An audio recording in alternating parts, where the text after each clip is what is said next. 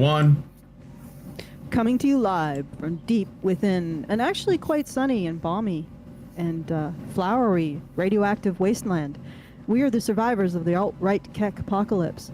The few, the brave, the bitchy, once more wading into battle against the froggy lobster homemaker hordes with our housewives' secret terrorists. We need to talk about this. Rantzerker, number 214. I am your host, Allison, and with me is the indomitable Brian and Karen. Not the Karen of the meme, but the original Karen. The OG. Karen. The OG. Yeah, no, I also, no, that the horrible thing, I have a roast in the oven. Uh-oh. Oh my Dun, God. Dun. You heard it here, folks.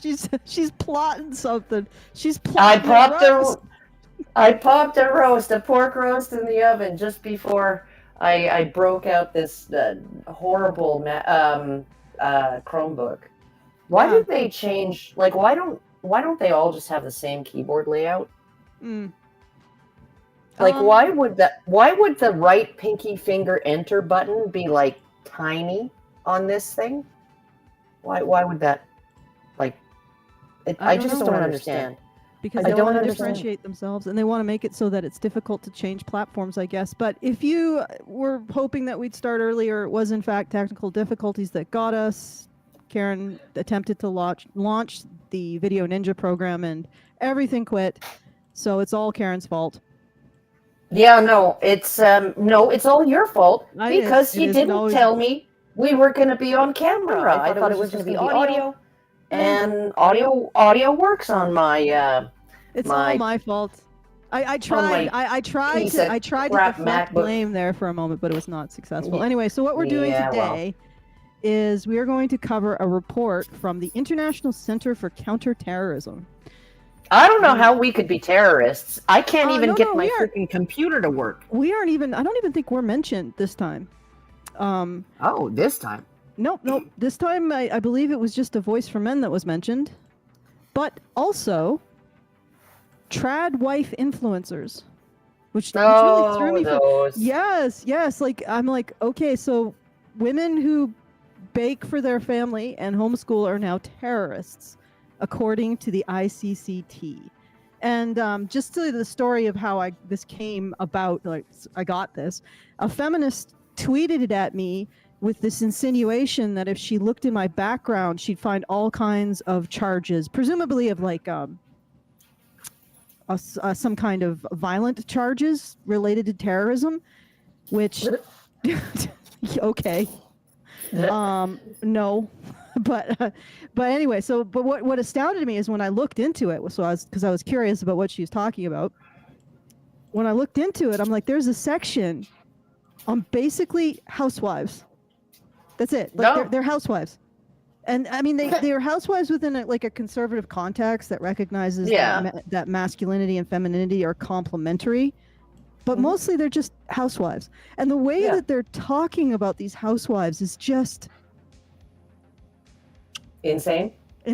Chef's kiss insane. Like just insane. So I said we got to do this, and it's not because like they're targeting us necessarily, but because you're basically saying June Cleaver is a terrorist, an anti-American terrorist. Well, who knows what she does with those pearls? Exactly. Well, there you go. I mean, those are probably garrotes people with them all the time. Yeah, they're secretly like piano wire holding together those pearls. Yeah. But anyway, so it's like it's just absurd. So I thought we could delve into the absurdity that is now U.S. counterterrorism, because God knows, there aren't enough gang members. Actual terrorists. Yeah, or like gang members from MS-13. Or the guy who was like the head of Hezbollah Azerbaijan, who was there was a citizen reporter at the southern border, saying, where are you from? Where are you from? And the guy says, hey, what's your name? Where are you from? And he says, I'm not telling you. if you don't know, you'll know soon enough. Turns out he's like the head of Hezbollah, Azerbaijan, right? So, Well, God forbid, like a woman bake a cake. That we gotta shut that shit down. it's probably a bomb in it. Well, probably not. It's just a cake, and it's supporting gender roles, which is the real form of terrorism. Let's be frank. Anything that supports women in the home and men working is true terrorism. And I remember a while back when feminists said, "Yeah, we're not forcing women to make a choice. We support whatever choices women make. If they want to go to work, if they want to work or have stay home part-time, work part-time, if they want to stay home and take care of their families, we support all of it. We're open to whatever way a woman wants to structure her life. That's feminism is about choice." And now, here we are, like 40 years later, and feminists are in a counterterrorism organization, insinuating that choosing to stay at home and make sandwiches is terrorism. Yeah, no, and I mean, like we saw the first inklings of this when God, what was it? Anita Sarkeesian she was sitting on that panel, and she was saying that women who stay at home and look after their families while their husband works and makes good money, right? They're just making patriarchy work for them, and so like they need to be unbrainwashed or deprogrammed or something like that, right? And it's just like they're harming other women by doing that, and it's like, okay, well, I don't know. You can look around my house. It doesn't look like there's anybody particularly looking after it. But I do stay home and I do cook for my husband and now for my idiot son who and moved out too soon and at the exact wrong time. He moved out right at the start of inflation. And so he's moved back in. He's weed whacking right now, which is, at least he's useful. Yeah.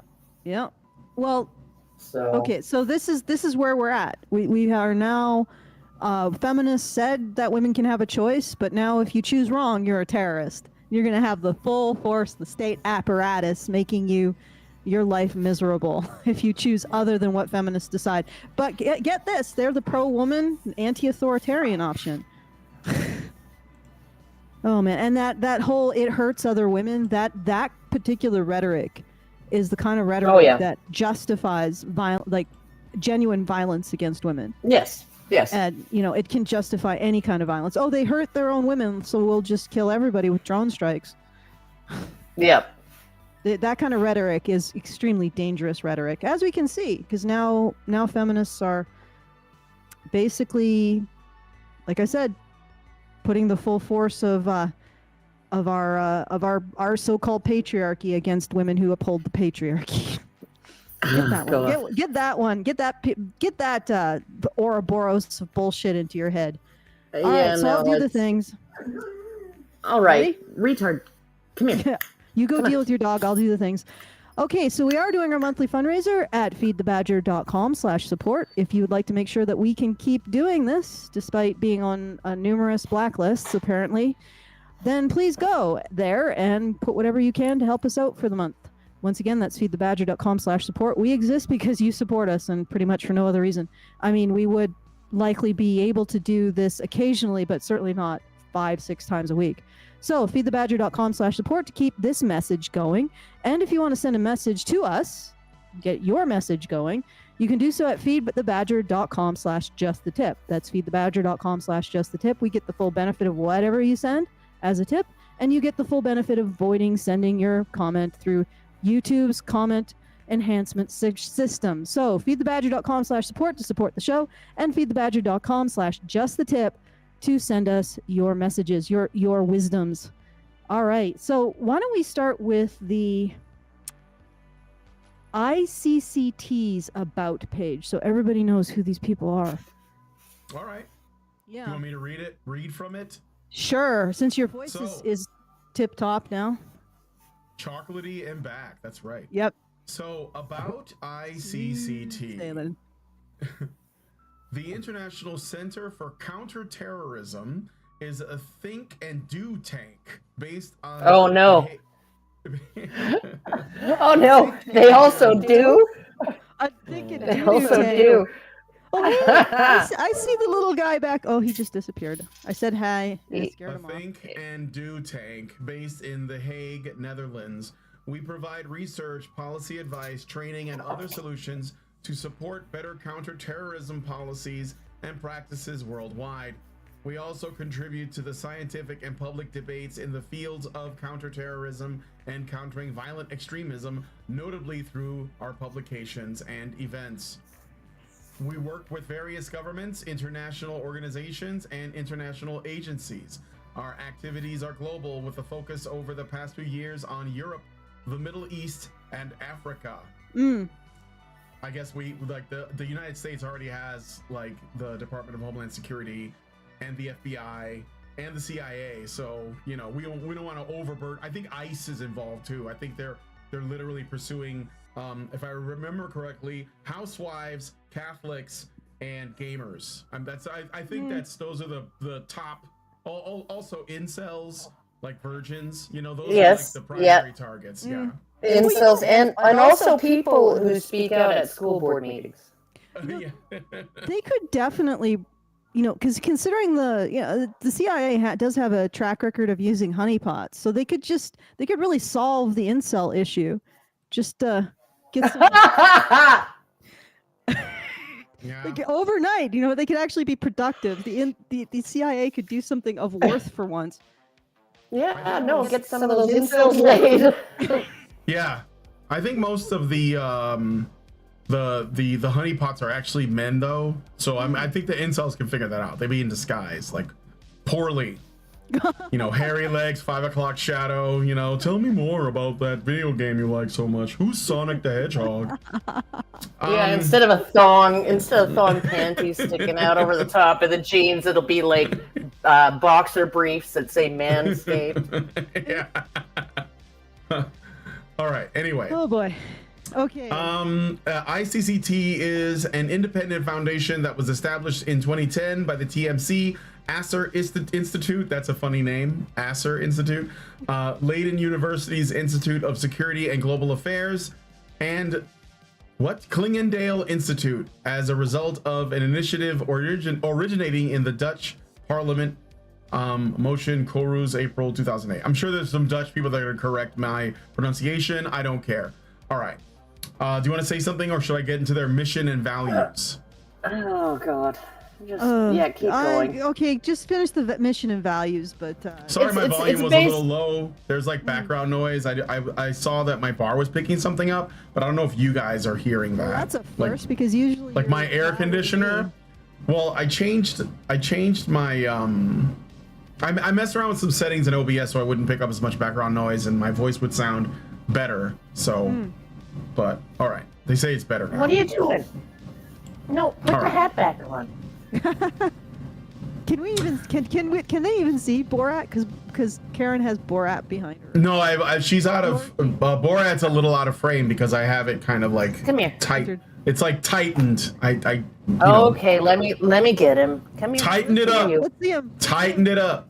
You gotta put him in the frame where your face is at. There he is. Look at that. Look at that. What a cutie pie.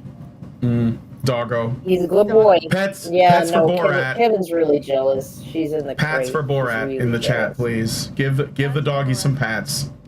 All right. You don't get to see him very often. So, all right, mission and values. We envision a world where societies are resilient to radicalization and polarization, and where citizens are protected by effective responses to terrorism.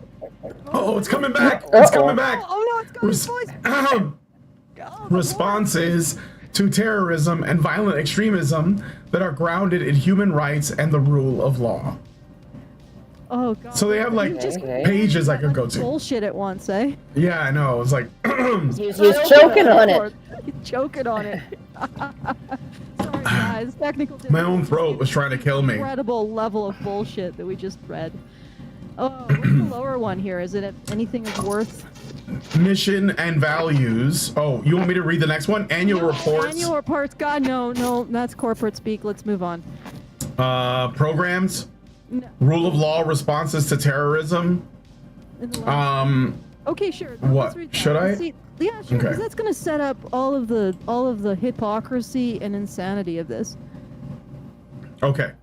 In the last 2 decades, governments have increasingly adopted legislation that criminalizes the preparation, facilitation, and incitement of terrorism, as well as a range of administrative measures such as watch lists and the depravity of nationality. Depravity? Whatever. It's spelled different. I don't know what that is. Some of those efforts pose serious challenges to human rights and the rule of law. By ensuring that counterterrorism laws and measures are grounded in the rule of law and respect human rights, policymakers and practitioners can maximize effectiveness, reduce the likelihood of counterproductive consequences, and improve prosecution outcomes while upholding the rights of victims, witnesses, and the accused. And by victims, they mean people who they actually victim classes, not actual victims of state overreach. Yeah, go ahead. Preventing and countering violent extremism. Let's continue. All right. As long as your vocal cords can manage it all. Yeah, no, I'm fine. I think I'm drinking, and anyway. Security-dominated responses to violent extremism have proven insufficient to counter and prevent its spread. Evidence and experience have shown that strategic, comprehensive, and holistic approaches can wield a far greater and more lasting impact on the prevention and countering of violent extremism. At the heart of PCVE is the need to address the myriad of factors that can fuel violent extremism, including discrimination and marginalization, poor governance, and lack of accountability of the state. For this reason, successful PCVE approaches must be underpinned by, and in many cases actively work to strengthen, human rights and the rule of law in communities affected by terrorism and violent extremism. And somehow presenting housewives as potential violent extremists doesn't violate their right to whatever lifestyle that they feel is appropriate for themselves. That's amazing. You said a whole truckload of words that had no meaning. Yeah, they don't have any meaning. They're essentially directing threat narratives out of people who are just living their life. That's it. They've just made a choice of how they want to live their life. They are finding like-minded people to create a community, and these monsters are directing threat narratives at them. Well, what I find interesting is one of the things that you mentioned initially was, like housewives who homeschool their kids. And that's really what's the thing here, right? Mm-hmm. Is homeschooling, right? Taking your kids out of government care, right? Government guardianship for the 6 to 7 hours a day that they spend getting programmed with the government narratives, right? And I can't tell you how important it is, even if you do have your kids in public school, right, to do counter programming at home, right? Like just basically say, there are subjects where there's a definite right and wrong answer, right? Like math and spelling, right? There's a definite right and wrong, there's one right answer and all of the other ones are incorrect, right? Then there are other things that are a matter of opinion, and you need to really think about those things and don't just believe what you're told, right? Because you're going to be told, and I think it was when my older two first started coming home in elementary school with propaganda on environmental issues, right? And we went through. I mean, like it was mostly, kind of harmless, right? Reduce, reuse, recycle, recover, right? And all of that stuff. And I explained how, well, this all makes perfect sense. And we do that. We drink. We didn't buy drinking glasses. We drink out of jam jars in this house because why spend the money on drinking glasses when we can reuse things that we would just, and then when they get a chip or they get a crack or whatever, then we recycle them, right? Because why throw them away, right? And when they can be recycled, and all of those things, right? But if you actually go into, you know, the reasons why these things work, the reasons why they're a good idea, and it almost all things, if they're a good idea for the government and for society, they're also a good idea for you, right? In terms of, we don't have to buy drinking glasses. We can just use these leftover jars, right? We don't have to throw this in the two garbage containers that we're allowed every week, right? And maybe have to pay for the extra bag or whatever. We can recycle them, right? You return your bottles to the depot, you get some little bit of spending money, right? All of these things, right? All of these things, if they're good for the government, then they're generally good for you and they're worth doing. So, you know, you don't have stinky garbage leaking out of garbage bags sitting out on the curb. You've got a nice big tough green bin that's there with all your food scraps in it, right? And then they make dirt with it and it's great, you know.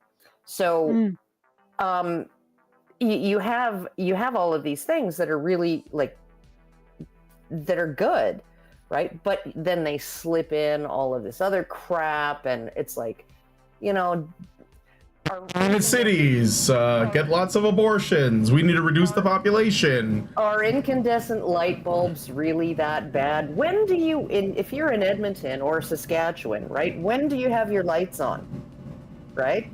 In the winter, because it's light out here. Like here, it's light out in the summer. It's light out for 14 hours a day, so up to more than 16 hours a day, right? And so you never have your lights on, really. And, you know, and okay, so they put out some waste heat. Okay, so your furnace doesn't have to work as hard. It's winter, right?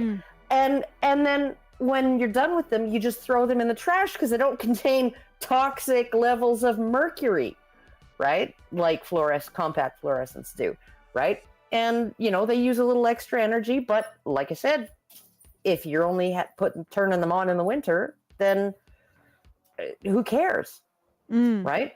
So it's, you know, I'm so looking at it. You made an effort to get them to think critically about these things. All these things, right? And so I was just like, you know, when you actually boil everything down, you know, there's some things that are almost always going to be a good idea, and some things that are going to be like good in context, and then there are other things that are just completely unsupported, right? They don't make any kind of sense. All of the cars on the road right now, I saw a video. The cars on the road right now are older than ever, right? You know, when you just take the average age of cars on the road right now. Well, why is that? Why is that? Number one, it's because the cost of new cars has gone up so dramatically, and number two, it's because nobody wants to buy an EV. Yeah. Right? And buying EVs doesn't make any sense. Not if you're using coal-fired or natural gas or you know, plants to. Yeah. So what you're basically saying is that they're worried about kids getting another line or learning to be critical to the narrative that is expected, like the government narrative. Well, the other thing that I would say is that homemakers, housewives, reduce our reliance on fiat currency. Oh, yes, and they reduce the tax base. And they reduce the tax base. So there's a corporate financial incentive to regard homemakers as being terrorists. I mean, I want and a government incentive. We're here. Homemakers are now considered terrorists or terrorist adjacent, perhaps. You know. Well, it's you know, like if you're a wife, if you're a housewife, right? You don't have any taxable income, and you are actually a dependent. So your husband gets a break on his taxes for you, right? So, and so do your kids, right? So it's like it completely compresses and reduces the tax base, right? From two people earning full-time wages and paying full-time taxes to just one, right? Who's getting tax breaks because he has dependents. And so, I mean, like they just don't like that. They really don't. And they don't like the idea that you have somebody who is opting to reduce how much is spent rather than increase how much is spent. So, because one of the things that I believe about Convenience currency, foods, everything, right? about like currency, it requires a certain amount of movement in order to maintain its value, because it has no other value. So its value is essentially the amount that it's exchanged. That's what fiat's value is now. So when you have a homemaker who stays at home and reduces the amount that the money moves, reduces the amount of products she's buying from corporations, reduces the amount of taxes she's paying into governments, that is actually violation against the system. And so even though when women work, the majority of the jobs they do are exactly the same jobs that they would have done. I know. Every time I say that on camera with somebody in an interview, I say, you know, what are they doing when they go to work? They're making sandwiches. They're bringing food to tables. They're pouring drinks, right? They're being administrative middle assistants, management. You know, they're like managing the office. Like the vast majority of women are middle management. What do you think a woman who stays home and manages kids and a household budget and all of the needs of the home is doing? She's a middle manager. Does the banking and she's a middle. So like everything women do in the greater world, teaching is what they they're would have babysitting. Done. They're nursing. It's what they would have done in their home, except it wouldn't be taxable. It wouldn't add to the economy, and they would have complete control over their daily like what they do, you know, when it's done. They'd have complete control over that. They can be completely autonomous. So it's like, who does this really benefit at the end of the day if women are just going out to do the work they would have done at home with complete autonomy and control over their schedule, and now they're paying taxes and spending more money on so-called convenience items, which are not very convenient if you think about it, because the only reason why you're doing them is you don't have the time to eat properly, to properly take care of the things that you own, etc. So it's like, yes, of course, a corpo government system is going to say that homemakers are terrorists, because they completely and utterly, without doing a single violent thing, they undermine corporations, and they undermine the collusion between corporations and government, and they undermine fiat currency. Like this is just like, otherwise it makes no sense. It makes absolutely no sense for any government-aligned organization dealing with terrorism to regard women making autonomous decisions about how they're going to structure their family life as terrorists or terrorist adjacent or creeping towards possible terrorism in the future. It doesn't make any sense. The threat response, it's like when somebody is responding to something that is no threat whatsoever, you have to ask why. Why are they doing that? All right. Do you want to go to the next section, or shall we? Yeah, we can go. Oh, I got a Super Chow I should read, and Brian. When you start talking, there's a real it's horrible. It's a background. Okay.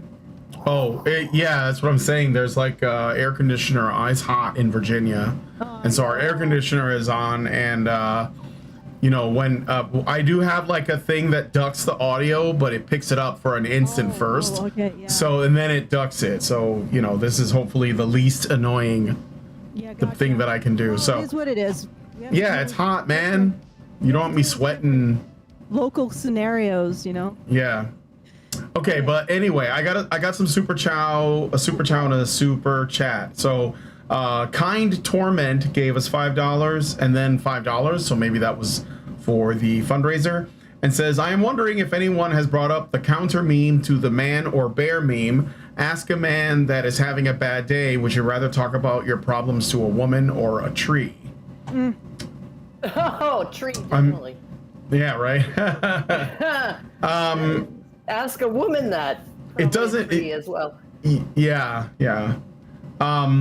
I don't know, like it, you know, it's probably upsetting women, but I don't think that those two things are even close in terms of like comparison. Like having your feelings hurt versus like, you know, comparing a man to, dehumanizing someone.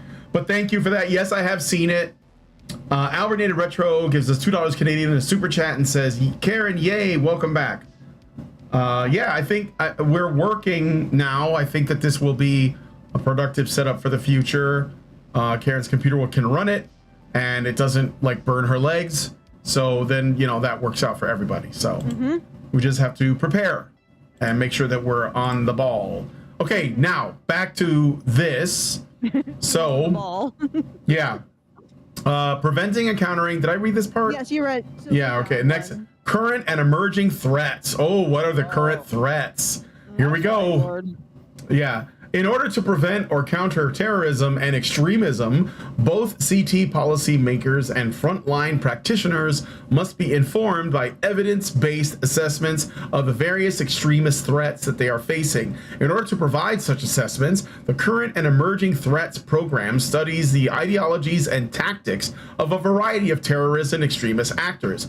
It covers jihadist terrorism, as well as right-wing extremism and anti-government extremism, but you repeat yourself, I think, and examines, among other things, how such movements form, what their beliefs are, how they try to achieve their goals, and where they are getting their support. In doing so, it develops up-to-date insights into the ever-changing dynamics of terrorism and extremism. Well, okay, that's weird. They didn't leave any. They seem to have left out the communists and the Antifas. And anti-government, right? Like I was gonna say, you know, like anti-government isn't necessarily right-wing, right? Because Antifa are anarchists, right? They're just left-wing anarchists. Yeah, well, there's no way to a true anarchist, cooperative, communist state other than through authoritarian government. And then once everything's all redistributed and we'll go from there and certainly fix it. Yeah. Then the state will just wither away on its own. Like that ever happens. Yeah, for sure. So. Okay. All right. You want to say anything else, or? No, I just want to say that a variety of terrorist and extremist actors. So there's no left-wing extremism, none whatsoever. Left-wing isn't anti-government; they're just anti-cop. And right-wing extremism, a branch of right-wing extremism is homemakers, housewives. Okay. Yeah, very fair and balanced. Very fair and balanced, friends. Very fair. And I say that I'm not right-wing. I'm not a housewife. But I think that it is absolutely absurd to regard women who've made a choice about their life, an autonomous choice about their life, to be terroristic in nature. That's just sick. That's sick. Like, at this point, you have to realize that there is something seriously wrong here. Seriously wrong. And I'm actually really glad that this feminist tweeted this at me and to just prove that. Was she trying to like demonstrate?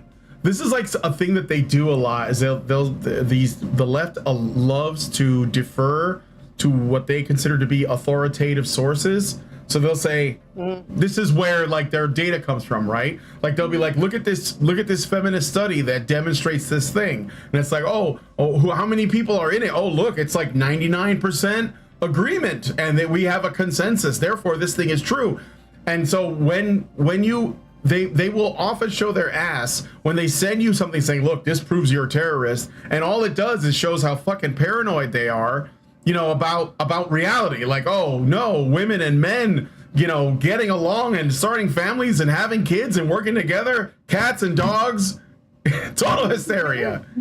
Yeah, right. Yeah, but I mean, what it does is it shows you like what they find troubling. It's like, you know, it's just like men forming their own spaces. It's the same thing. They problematize it. Men and women coming together and forming very dangerous. Yeah, men sheds, very dangerous. Or even men and women coming together and doing something for men. Like, that's dangerous too. Right. give me a moment. I have to get up and Yeah, put we'll some move on water, water in my roast. So I'll okay, be right back. go water your roast. Go do All right. your a terrorist. I'm just gonna activity. transform it so it's just the two of us, and then when Karen comes back, it'll be the three of us. Should I continue on the article? Well, I mean, this is just them talking about themselves, pontificating about how wonderful. Do you want to get into? Yeah, I can see that. This is basically the pitch, right? These people get a lot of government money, and they're like, look, this is what we're going to do for you. We're going to protect you from housewives, virgins, gamers, and men who like to fish with each other. Yeah. Yeah, and people care about men's issues. Yeah, Yeah, exactly. Well, you have to ask yourself, what's the real threat here? If we are elevated to that level of threat, why? Why does the establishment find us so scary? That's the real question, because we're teaching kids. I guess you're right. Right? Yeah. Like, I think that's the primary thing is, you know, like even if you go back to that Aaron Russo interview where he talked about David Rockefeller, I think it was, who was a friend of his, and he said, well, you know, why do you think women's liberation, you know, David Rockefeller funded that, and he said, well, you know, get women out of the home, get them earning income that can be taxed, and get the kids in public schools where you can control everything that they learn. Right? And that was the whole goal, right? And you can argue as to whether it was like, you know, whether it was successful or whatever, or whether it was like a really grand conspiracy on behalf of like all of the powers that be. But I mean, there were definitely people who had an interest in getting women into the workforce where they could be taxed. But what's frustrating is I think that if that was the thought, they thought wrong, because when you actually look at it, women in the workforce actually costs the tax system money, right? You know, because they just need so much help, right? Yep. If they're not married and they're not with someone who is a primary breadwinner, who can basically pay all of the bills, and maybe she works part-time and she pays for the vacations and the new furniture, you know, every now and then, you know, to spruce up the place. If they're not doing it like that, then if they're actually just single mothers, then they're just a massive burden on the tax system. Can I make an observation? So maybe the ultimate aim wasn't to increase the tax base. It was to increase the base for the use of fiat. So to make sure that there's enough volume going through each second that it can maintain its value. When you look at it that way, it all of the gender issues just sort of fall into place. All of the stuff, all the chaos that they've created makes perfect sense. Of course, the problem is that they're on the top of a pyramid scheme.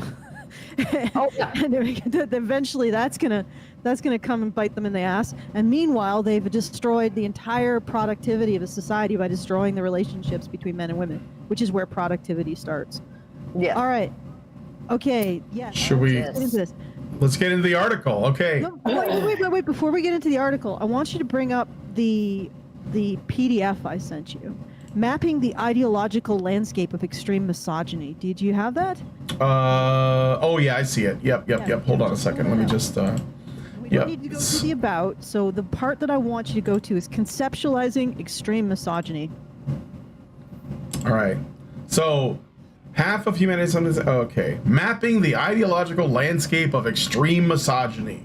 Dun dun dun. Oh man, it's the same group. Half of humanity has something to say. They haven't shut up for like more than 100 years. Oh, but no one's listening? Okay, yeah. Yes, nobody's listening. That's why you have the other side of the equation listed as a terrorist group. Yeah, nobody's listening. Nope. They're just going to jail your opponents. Anybody who disagrees with you. Oh, good Lord. Okay, that's how they justify this, though. If anybody disagrees with them, that means they're being silenced. Therefore, the government needs to jail anyone who disagrees. And only then will they be equal. See, and now you've done it, Allison. What? Now I have to take an Advil. Was it me or was it this?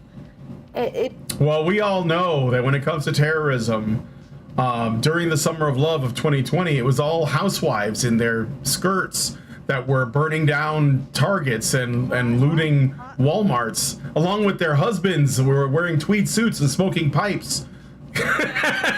Throwing Molotov cocktails. I need to stop you from doing a terrorism there.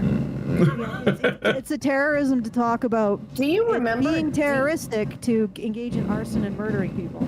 Do you remember? Okay, so they had the mom shield, right? The line of moms. I remember. Yeah. Yeah, and they all linked arms. These were all like chubby freaking leftist women who were suburban women. Yeah, who were like, we will not break and we'll protect the guys behind us who are shooting commercial grade fireworks at these cops who are just trying to protect a federal building, right? And then you had the dads, right? The army of dads with leaf blowers blowing the tear gas away. I just wanted a grill. You did this. You brought this on yourself. The wall of moms and the army of dads blowing the tear gas away from the protesters, and I was just like, oh, come on. Don't you people how much are you paying your babysitter? If you guys are moms and dads, how much are you paying your babysitter so you can be here at this federal courthouse in Portland for no apparent reason? What's going on in there? Do you even know? Yeah, but those moms and dads aren't engaged in any kind of terrorist or legal activity. Moms and dads who are the ones who are homeschooling their children and raising them and baking cookies and baking. The meatloaf and casserole. Okay, let's do page Don't 3. forget This is where it gets good. About the about section? No, keep going, because we've been through the about section. They always repeat the stuff. The abstract? Nah. Well, you know what? The abstract might be a good one to go through. Despite the growing complexity of the online misogynist landscape and important efforts, to study some misogynist groups through singular case studies, scholars have a limited understanding of the distinctions between the various relevant misogynist communities in terms of their rhetorical, operational, and social facets. The current research... was equal recognition of male victims of sexual assault and people who are victims of women. That's it. But when I started that's what I wanted. That's it. And here I am likely on a blacklist like this. Jeez. You can't say blacklist anymore, Allison. Okay, you have to say unapproved list, I think. You can't. No. That's problematic. Of color list. Of color list. A list? I'm on a list of color. Okay, keep going. All right. List. Thank you very much. Yes. Okay. The current research aims to address this gap by employing a multi-layered analytical framework of different misogynist communities. We begin with a comprehensive literature review conceptualizing extreme misogyny with an overview of the current misogynist spaces and ideological narratives. Okay. You guys need like a synonym for misogyny. You just used it like a bunch of times. Like, who wrote this? Not well written, right? You need to vary your nouns. Oh man. Thesaurus, people. A thesaurus is a wonderful thing to have. I just want to say that all I want is a genuine engagement with the statistics that show men don't necessarily rape more than women. That's what I want. They don't grape more than women. So I want them to look at the statistics and engage with them in a genuine manner. Because I keep bringing up, and this list is increasing. I don't know if you've noticed this, Karen, but my list of citations that indicate that saying that men grape more than women is probably incorrect just keeps growing year after year after year. And every single time when I show them this list, they say I'm cherry picking. And I'm like, but science doesn't work that way. All I need is one to make you have to go back to the drawing board with your allegation that men rape more than women. I just But need one.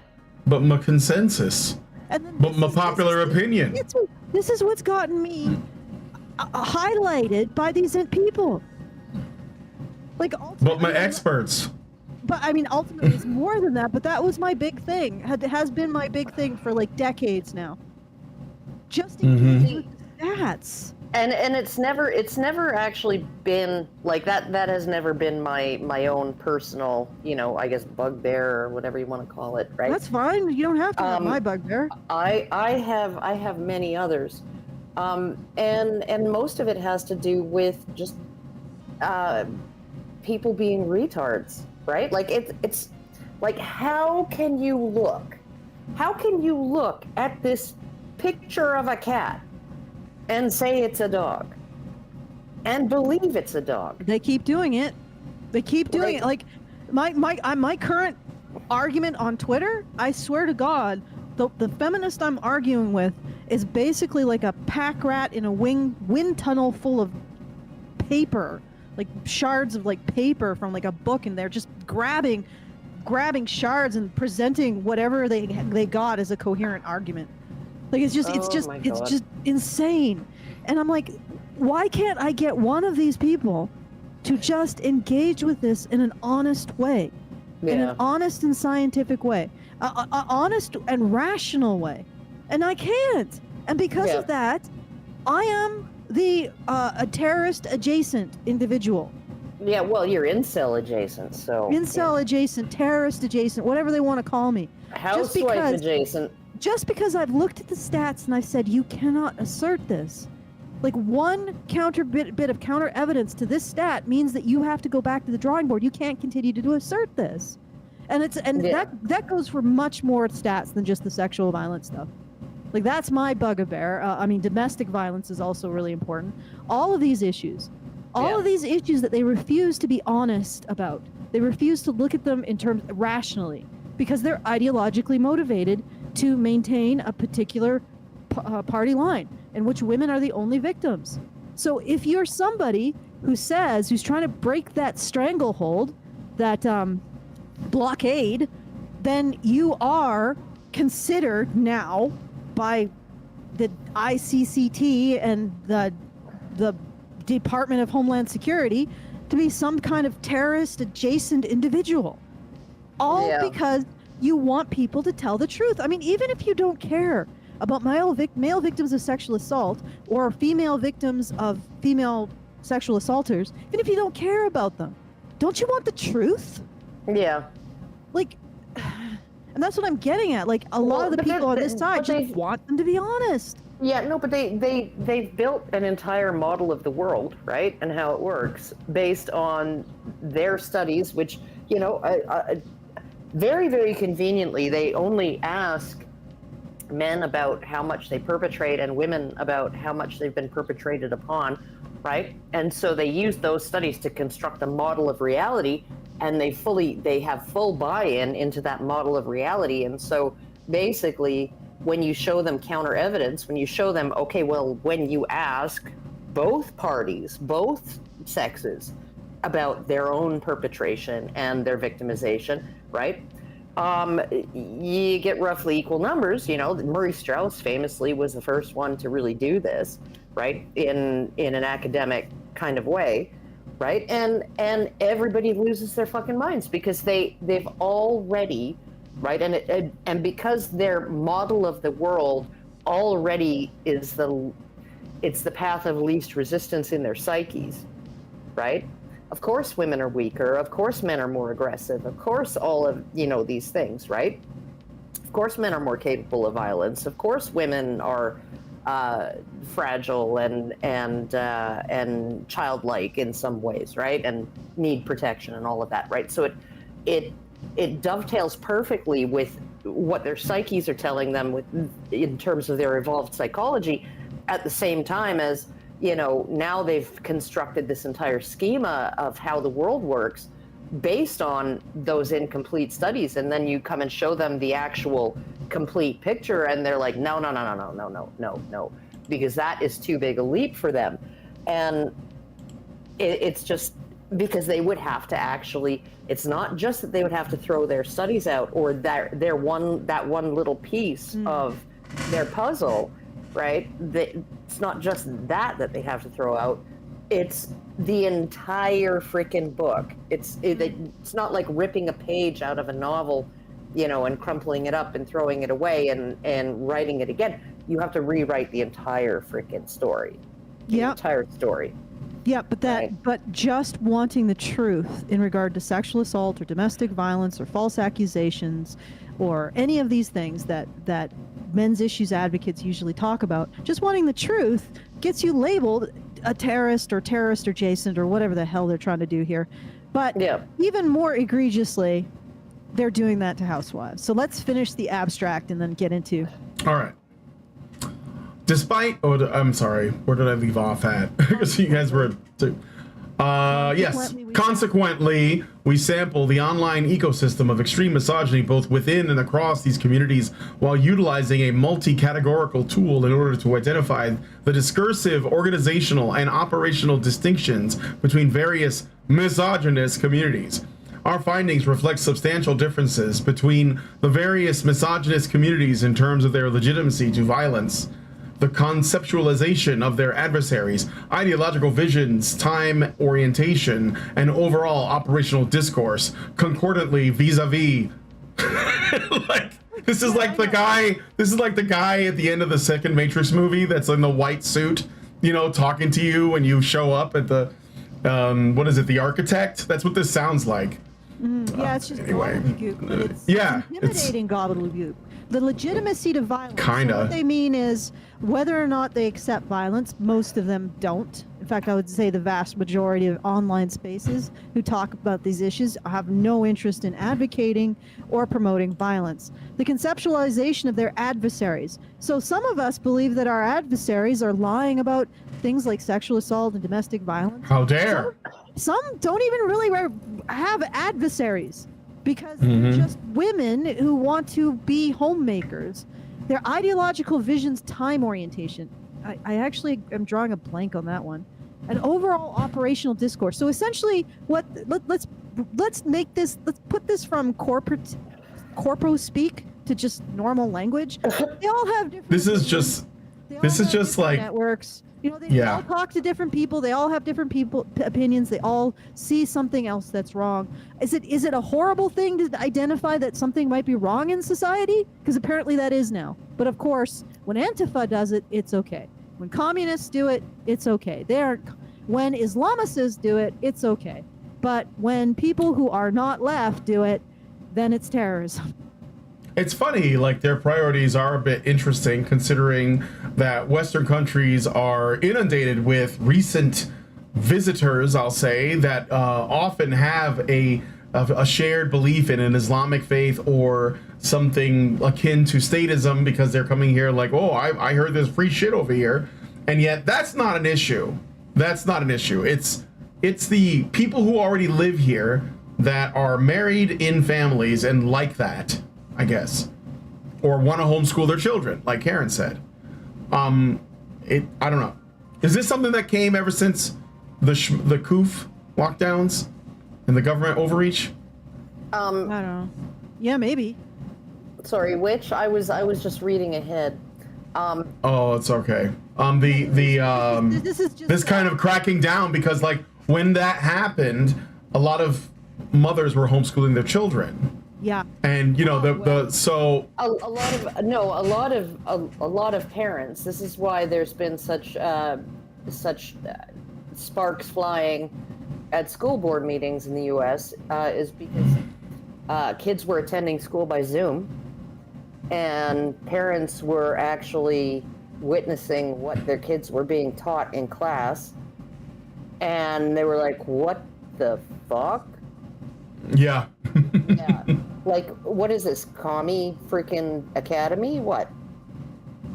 Right? So, yeah, no, like, you're talking about, like, elementary schoolers being, you know, all hail the LGBTQ flag, and you know, teacher's gonna talk about her sexual orientation and her her gender, Coming out to her classroom and stuff. non-binary status, and and all of these things, right? And it's like, these kids weren't necessarily coming home. The kids weren't necessarily coming home from school and telling their parents this, right? And one of the reasons why is because the teachers, right? And I don't know about you, but my parents always taught me when I was a kid, right? If there's an adult who talks about something with you that isn't exactly apropos Kosher. of the subject matter, no, it's just off topic, right? Like, we're doing a math lesson. What do I need to know about the fact that you're a woman and you have a wife and she's non-binary and and blah blah blah, right? Like, it's not part of school, right? And then they tell you, don't tell your parents, right? So if somebody says something to you that seems a little off, right? A little off topic, not part of a normal conversation, right? And it has to do with, private parts and things like that, and their personal lives. And they tell you not to tell your parents. It's probably time to tell your parents. Yeah. If any kids might be slipping through the cracks and listening. Yeah, I'm hearing that the numbers for female teachers that SA their male students, that is a growing number, or at least people are finding that it's a bigger problem than we thought previously. Oh yeah, for sure. Okay, so I just want to say, let's skip the introduction because they're just poisoning the well by bringing up 2 incidents of violence. Yeah, I know. Alec Manassian. Yeah. Alec Manassian didn't have anything to do with incel violence. It was discovered that he had significant pressures in his life related to losing a job that triggered this, and he was just bullshitting. Because a lot of times when people who are that mentally ill don't really have a very good handle on what's actually driving them. And then there's another incident. 2 people were shot in a yoga studio. Again, that's like 5 years ago from this report. Yeah. So I think I remember something about that, but yeah. Out. Substantially more women kill their husbands or live in male partners than have ever killed incel violence. And yet, again, what do they choose to focus on? Yeah. Like, this is actually sort of sick. Substantially more men kill themselves than will ever engage in any kind of violence towards anyone else. But what do they choose to focus on? What do they choose to focus on? That's all I wanted to say. Let's get down to who they're focusing on. So this one, conceptualizing extreme misogyny? No. Yes, but it's not on the... we're going to the... men's rights activists. Yeah, we are listed. We are listed. Oh, we're the first one. We are first on the list. Look, male-supported misogyny. So what is it? You want me to read the men's rights activist section? Well, actually read the whole... Start from the beginning. We'll start from the beginning. Okay, all right. We'll get the context. We don't want to misrepresent them. No. We don't want to misrepresent them. They misrepresent us. So, okay, male-supported misogyny. Spread across multiple online platforms, blogs, forums, message boards, social media, etc. The manosphere ecosystem is far from homogeneous, differing on topics, user motivations, and engagement levels. However, it is all united by the concept of the red pill, derived from the 1999 film The Matrix. As Ging notes, the red pill philosophy purports to awaken men to feminism's misandry and brainwashing, and is the key concept that unites all those communities. I don't have a problem with that. The red pill has become a recurrent cultural motif across the manosphere to cement a transitional collective identity. Transnational collective identity, supplemented more recently by the black pill, an adjacent concept of nihilism that is usually, but not exclusively, ascribed to incels. In the description of the manosphere communities below, it should be noted that there are not always clear boundaries between these groups, and overlap between them is common. But while some communities such as PUAs and MGTOW have starkly different orientations, they do converge on an anti-feminist agenda. I want everybody to note this. It's terrorism to be non-feminist, to not believe what feminist says about men and women. That's considered to be presumably terrorism or terrorism adjacent. Extremism. Extremism. To not agree with feminism. I've been an extremist all my life, apparently. The government, by the Department of Homeland Security, by this similar organization in Europe, like that's where we're at. You cannot disagree with feminism. You cannot disagree. Think and do take. Otherwise, you are an extremist, a potential terrorist. Like, and this is not mainstream. Somehow they're all still underdogs, even though anybody who disagrees with them, we're moving more and more close to getting them jailed or put in camps. Like this is really ugly, and I would oppose feminism simply because you can't criticize it without being considered an extremist. There is nothing on this earth that should be allowed to hold that position in our thinking, period. There should be nothing that's above criticism. Nothing. So this document has just explained why feminism has no legitimacy, because it can't be criticized. And something that's purported to be based on science, and you put it in a position where you can't criticize it, it's no longer science. It is religion. And it's not even religion that, people, that keeps a community together, that helps bring out the best in people morally. It is, we need a new word for it. It is a religion. It is a cult. Yep. It is a cult. Not even a religion. It is a cult. All right. And it's like a state-sponsored cult, which is terrifying. Absolutely. An astroturfed cult. All right. So where was I now? Actually, I'm just going to the next section. So first group, men's rights activists. One of the oldest groups of the manosphere that emerged during second wave feminism as an ally against gender hierarchies is the men's rights movement.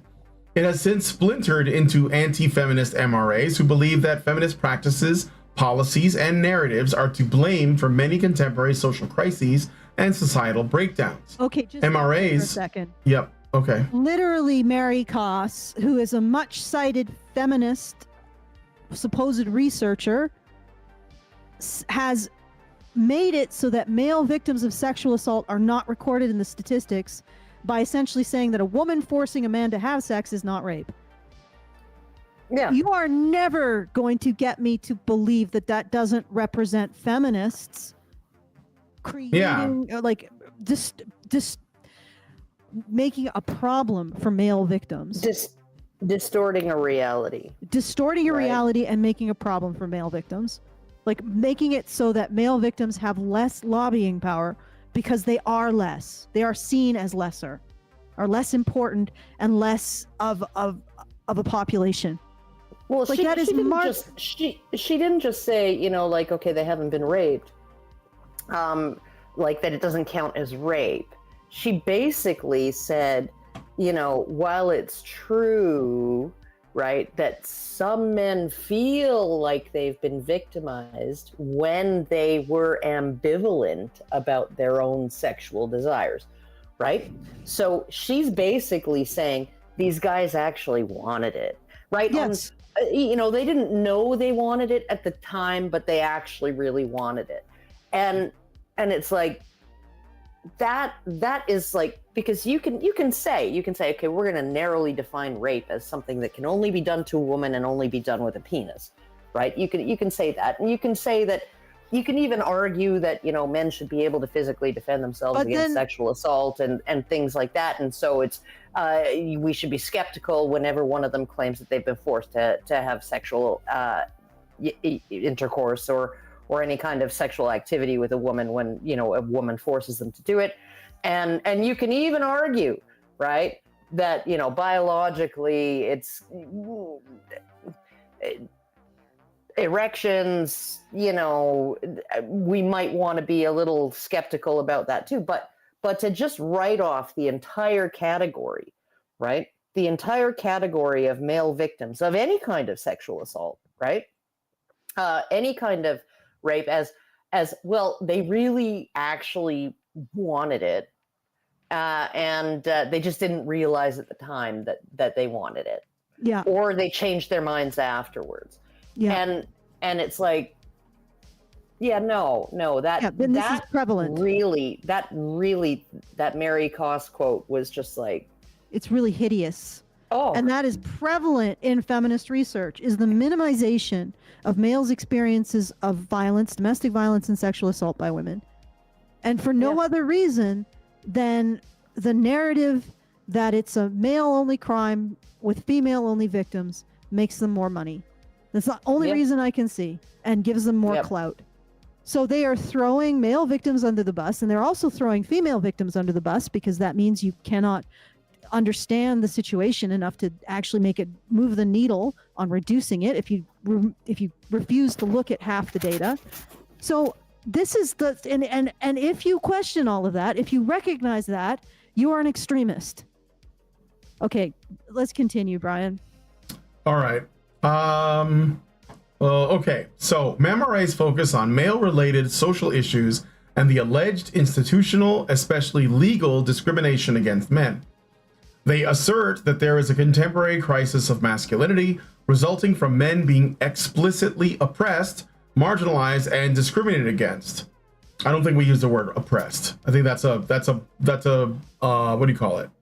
It's a charged word. I don't think that's correct.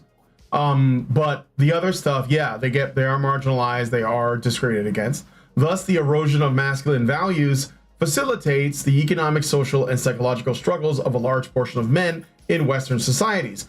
One of the most influential figures within MRAs is Paul Elam. Shout out to Paul, who runs the popular A Voice for Men website, in which its contributors, quote, frequently deploy violent rhetoric in their focus on issues such as fathers' rights, circumcision, anti-abortion laws, allegedly female perpetrated rape and violence, and in particular, allegedly, and in particular, a supposed epidemic of false rape claims. So, if you ally yourself with the ideology behind this report, you can't even recognize that men and boys are raped and sexually assaulted by women, apparently. I think we can skip the other ones. It's just the usual suspects and the usual statements about the usual suspects. Like, MGTOW are men that want to be left alone. How awful. I mean, it's like they don't have... PUAs are men that want to please women so that they could sleep with them. How awful. Incels are men who are virgins. How awful. Like, what? That's what they cover. Oh, gamers. Oh, shit, dude. Gamers are on the list. We are the most oppressed minority, guys. Look, we made it into the list. Like, wait, gamers are part of the manosphere now? What? Unlike I gotta read this, Allison, I'm sorry. Unlike the aforementioned communities, only a subsection of gamer and geek culture lies in the manosphere with group boundaries less neatly defined. This community came to prominence with Gamergate in 2014, shout out to Gamergate, and the subsequent networked harassment of women online. In contrast to other communities, the geek and gamer elements of the men's rights community have adopted a significantly different strategy regarding beta masculinity. These cultures rail against rather than aspire to be the alpha males of jock culture, whom they refer to as chads, normies, and frat boys. I think you're getting some of your groups confused. Thus, they embrace... There's overlap. Yeah, but like that terminology is not gamer terminology. No. Well, I mean, I don't know. I guess it depends on the context. Yeah, it sounds like more like incel, wizard chant stuff. Yeah. Thus, they embrace the so-called geek traits like intellect and introversion over physical masculinity and extroversion. Furthermore, this community also acts as a gateway and a recruitment pool for members transitioning into manosphere communities. Other manosphere communities. Okay. Other. Well, what happened is the gamers were the first, like, community that actually rejected their influence on games, like it's their attempts to turn games into a means to essentially propagandize the gamer community with all of this intersectional and DEI stuff. Like and they will always have that stigma that they were the community that successfully fought back. Well, they're still fighting back even today. There's like, we're getting all kinds of victories now, and I think that's why they're adding gamers to the list, because it's just like, look, if you look at all of these, like, look, They got tradcons in here. They got fathers' rights movement in here. No fappers. Like, really? No fap? You don't masturbate. You're Oh my part of the God. enemy. So You're part of the basic, look, armies of all this evil. is, if you look at it, all of this is just like places where men are at. That's it. They're not that related. Men's rights activists and no faps and tradcons, like, and incels and gamers, like, it's just like where there are men and they're not monsters. They're not treated like demons. Anybody who criticizes Oh, man. this or resists. I think this stream deserves a like just. Oversight. I think this stream deserves a like just for the gamer and no fap categories. We're the manosphere is growing, guys. We're growing, fam. We're like the umbrella is getting bigger. I know they're. At least that the no Go ahead, fappers Karen. aren't wasting their seed. So Yeah, that's true. Sacred. Every sperm is sacred. Far right chauvinist groups. I'm assuming this is the Proud Boys. Yeah. One group that advocates this for militant masculinity is the Proud Boys, whose members self-identify as Western chauvinists who refuse to apologize for creating the modern world. Yeah, I mean, but when they see these people are they hear chauvinist and they think that it's something about women, but it's not. It's about being like unapologetically, knightly, exactly. Yeah. No, Like I said, this is all just criticism. Chauvinism is about knightly behavior. It's about like the sort of the noblesse oblige, the requirement to serve as a knight, as a meter of justice, and as a upholder of the law, and as someone who serves a community in those ways at risk to himself. Right? That's what chauvinism is. Oh man. Is anti-feminism cast as extremism? Yeah. And presented as potential terrorism in order to start justifying jailing anybody who doesn't agree with feminism. Which is I'm not even. And I will fight against anything that is put in a position where you can't criticize it or be jailed.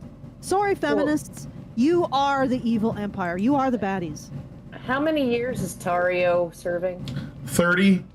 Enrique Tario? Yeah, like 30 years. Yeah, something like that. His life is over unless he gets a pardon, which I hope he does, but we'll see. Yeah, well. But yeah, that's not right. He was arrested because He was he the head burned. of the Proud Boys. Yeah. He was the head of the Proud Boys. He's a Latino, Afro-Cuban. Afro-Cuban. That's it. Afro-Cuban, right? His parents came to America fleeing Castro. Yeah, white nationalist Proud Boys, right? So he's the leader of the white nationalist Proud Boys, right? And some Proud Boys were involved in January 6th, and so he wasn't there, by the way. He wasn't there. Yeah. No, but they came to him and picked him up. The feds came and got him. And apparently the charge is that he like destroyed personal property or somebody's property. It was like a BLM flag. He like burned it. That's not 30 years. Like, I don't care who you are. There's that's a misdemeanor. A fine. That's it. But that was just the excuse. He organized an insurrection or something, and He was accused of conspiring to organize an insurrection. Yeah. Yeah, and well, not to organize an insurrection, because nobody's been charged on any kind of insurrection-related charges, I don't think. No. It's all bullshit.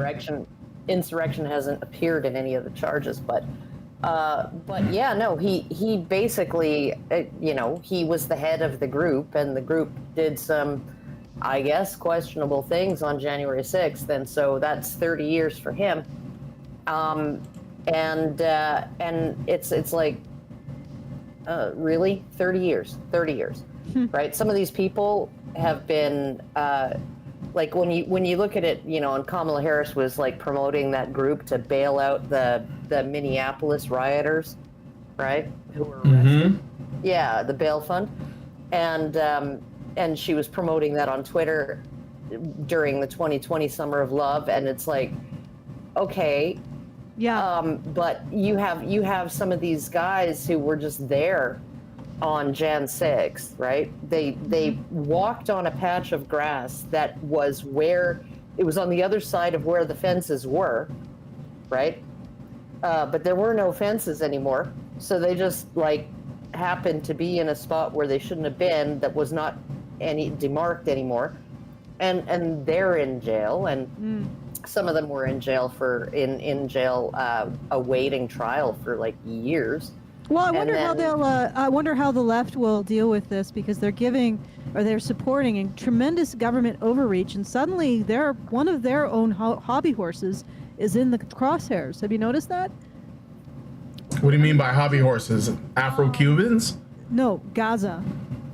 Oh, yeah. I'm not going to describe it any further than that, but that is a left hobby horse that the US government does not appreciate for whatever reason. So how soon are all of those powers and overreach that they supported when it was directed against their so-called political opponents, how soon before they're going to be used against them? And like I've said that from the beginning, that don't support this because it can be used against you. But we should move on to the next section. I got Super Chow's a Super Chow and a Super Chat, so I should read it. So Telemnar gave us $50. Thank you, Telemnar. Really appreciate it. Thank you. Come again. And he says, "Hello, Karen. Always nice to see you make it to a show. I understand if you're too busy a lot of the time, but it's nice to have your input. There is so much nonsense that needs to be debunked. Also, I would like to congratulate the Badgers generally on moving through this document with such speed. We are several paragraphs in after less than an hour. The paper you're reading is infuriating, but at least the analysis is first rate. These people are trying to move the Overton window so that anyone who disagrees with feminism is an extremist. But I think that there is enough ideas floating around the zeitgeist, like male suicide, differential sentencing in prison, etc., that they will not succeed. And part of that shift in the zeitgeist is due to your efforts. Well done." Thank you, Telemnar. I will say that they're not trying to move the Overton window. They're trying to hold on to it. We're the ones moving it. we're pushing the Overton window with tremendous force. And it's not just us, because all we have to do is put those ideas out there, and then other people talk about it, and they tell their friends, and they tell their friends, and so on, and so on, and so on. And I think it's getting to the point now where these talking points, they're just out there. And now they can't stop it. You know, like there's like a female comedian. Oh man, what's her name? Leonardia. She's like Eastern European woman. Very funny. And she gets it, like completely gets it. She knows I don't know if she watches us, but she's definitely got the talking points, and she's very popular. So yeah, thank you, Telemnar. But I think that it's not an issue of them moving the Overton window. It's them trying to protect the Overton window. Albert Nader Retro gives us $5 Canadian and says, "Women don't sexually assault men, just as Justin Bieber about his pal Jenny McCarthy. Sheesh." Then there's Bill Maher on Mary Kay Letourneau. Yeah, well, you know. All right, that's it, Allison. Sorry. Now, let me just make sure there's no Rumble rants, because I got Rumble rants. I should read those too, but go ahead. Sometimes people get in my case about going on Twitter and arguing with people, but you put these points out where you can, basically. And what I've noticed is almost to the word, some of the points that I make have shown up on YouTube comments on completely unrelated videos, and so it's getting out there. And you fight the battle where you can, essentially. So that's why I continue to do that. I just put the points out there. People are picking up on it. They're also picking up on the fact that when I put the points out there, the only responses that feminists have are insults, deflections, denials, and acting like a complete buffoon. Yep. So they always lie, they always project, and they always double down.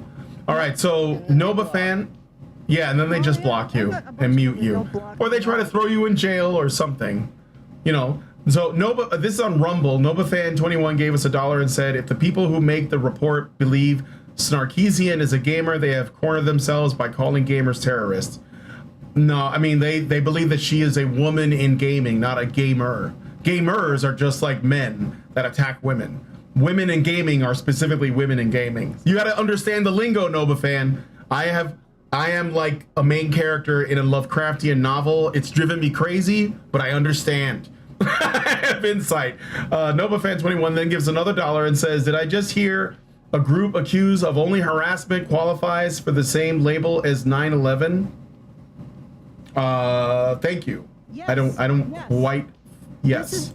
This should absolutely infuriate people in Europe, because this is what these individuals, this is the jurisdiction they work under. Also, I mean, you see the same stuff with the Department of Homeland Security funded initiatives in the U.S. Most likely, you also see it in Canada. They funded these initiatives too. They are wasting taxpayer money on going after people like me who just bring up inconvenient statistics that poke holes in the narrative, rather than people who are actually going to harm others. Yep. That is despicable that they're wasting taxpayer money on this. Like, it's ridiculous. Like, what the hell have I done? Just pointed out that you can't say that men are the predominant rapers? It's not a gendered issue? The statistics aren't there? You know, that's one of the few things, and then everything else followed from that. Poking that hole in that particular feminist narrative led me to poking holes in other feminist narratives, and led me to realize that the entire construction is false. And if we base our society on something so important, like a false conception of something so important as the relationship between men and women, we aren't going to have much of a society. Like, that all followed from that. And I am an extremist just because I criticize. And why? Because it really isn't about women. It's about maintaining a particular financial status quo. I guarantee that that's the real fear here. That's the real thing that they're protecting. Okay. All right. Let's go to female supported. Yeah, we're going to look at female-supported misogyny. I did get one more super chat from Flying Falcon for $5. They say, never expect men to save those that hate them. R.I.P. Grandpa. Thank you, Flying Falcon. Okay. So, female-supported misogyny also manifests across communities that operate adjacent to the manosphere, so it's basically the womanosphere, but can still be considered as part of the broader misogynistic online ecosystem. The ideological agendas, affiliation, identity, and roles that women hold within these communities vary according to their involvement within the spectrum. A shared distinguishing feature across all iterations of the spectrum is anti-feminism and the need to persevere traditional gender roles and societal norms currently perceived as under threat in modern day society. Persevere traditional gender roles. Preserve. Oh, no, it says persevere though. Yeah, persevere. Oh. But here's the question. Like, I'm pretty sure that I'm not promoting traditional gender roles when I say that the evidence suggests that men are not more likely to rape women than the reverse. In fact, I'm challenging a traditional gender role. Yeah. And yet I'm still in this category. So this is bullshit. All it is criticizing feminism, basically. It's basically anyone who doesn't. They don't even have to be anti-feminist or non-feminist. They could just be like ambivalent towards feminism. Like, how many gamers do you think would come out and say they're anti-feminist? How many tradcons? Really? Tradcons are feminist. Like, they're basically like second wave feminists, you know, for the most part. You don't really get a lot of people saying, you know, like most tradcons will be, like they won't, that's not very popular. They don't invoke Queen Victoria. They don't say, you know, like, I don't know, the feminism of the suffrage movement was okay or not okay. No, that doesn't happen. Like, this is all people who are like basically not supporting the current thing. That's it. Yes. It doesn't even have to be like radical or anti-feminist or highly religious. All that stuff is just stand-ins. It's because all of those have been put into black categories. The male perspective, religion, you know, gender roles, I guess, whatever the fuck that means. People working out their shit together without the oversight of these people. Yeah, people going to the gym, people not masturbating, people playing video games, men playing video games, or whatever. Like that, it's basically they're like, you should be talking about the shit that we care about all the time because Yeah, go ahead. Choosing your life in the way that we dictate. Yeah, organizing your life in the way that we think you should, right. So what are some groups of women? Conservative anti-feminist women. Okay. Female-supported misogyny is, like, by the way, not a lot of these actually exist. Like, seriously? Like, if the last couple of years haven't shown you that, like, this is not a common thing. So Female supported misogyny is apparent within anti-feminist conservative female figures and their rhetoric. These figures reject feminist theory, which stipulates that 1, gender equality is both socially and morally desirable. 2, feminism is a necessity for social change. And 3, gender is socially constructed. All of those are just ridiculous. Gender equality, Yeah. that's okay. First of all, It might as well be speaking Martian. they're Mott and Baileying. They're saying Yeah. that you reject gender equality if you reject feminism. No, I reject the lies. Mm-hmm. Okay, I promote gender equality, a recognition that there is equality in grape, and that neither men nor women are more or less responsible for that human ill. It's not gendered. And yet you have decided to say that if I say that, then I'm an extremist. Right? Well, okay, but these are. But then you're taking something away. You're taking something away from women No, if what you I'm say saying is that. they're Mott and Baileying. Yeah, I know. Okay, but these are conservative anti-feminist women that they're talking about, Okay. right? And yes, like you could argue that Christina Hoff Sommers thinks that gender equality is not necessarily socially and morally desirable, right? Like equality of outcome. That feminism is not necessary for social change. I think she would probably agree with that, at least at this point in our history, right? And that gender is socially constructed. I think she would completely disagree with that gender is socially constructed. So I think that these are like conservative anti-feminist women are probably reformed second wavers, right? Yeah. But I mean, a real one would be like Phyllis. The real ones would be like Phyllis Schlafly, yeah, right? Yeah, From the beginning. Well, okay, but Phyllis Schlafly came at it from a conservative perspective of you're opening a Pandora's box, and then people like Christina Hoff Sommers opened that Pandora's box, and then Christina Hoff Sommers said, the shit that came out of that box is getting a little out of hand, and it needs to be packed back in there, right? And because it's gone too far. And so, I mean, like that's the category of women that they're talking about here and what they're thinking. I don't think those women go far enough. I don't think even Phyllis Schlafly went far enough in terms of if she was actually a true conservative woman. But like if she was truly anti-feminist, truly conservative, she would have rejected the vote. She would have said no, women shouldn't have this. And to my knowledge, she never did that. So, and it would be from those conservative principles of, the base unit of society is not necessarily the individual. It's the family unit, and men and women come together to create that, and men serve a specific role. Traditional role, and women serve another traditional role. And politics, getting women involved in partisan politics is not necessarily going to serve them, right? It's going to put them at odds with their husbands. It's going to put them at odds with their children. It's going to put them at odds with their communities. Like one of the things that the anti-suffragettes said when they were arguing that women shouldn't have the vote was that, like, we do all this charity work, right? We do all of this charity work. We set up poorhouses for orphan children. We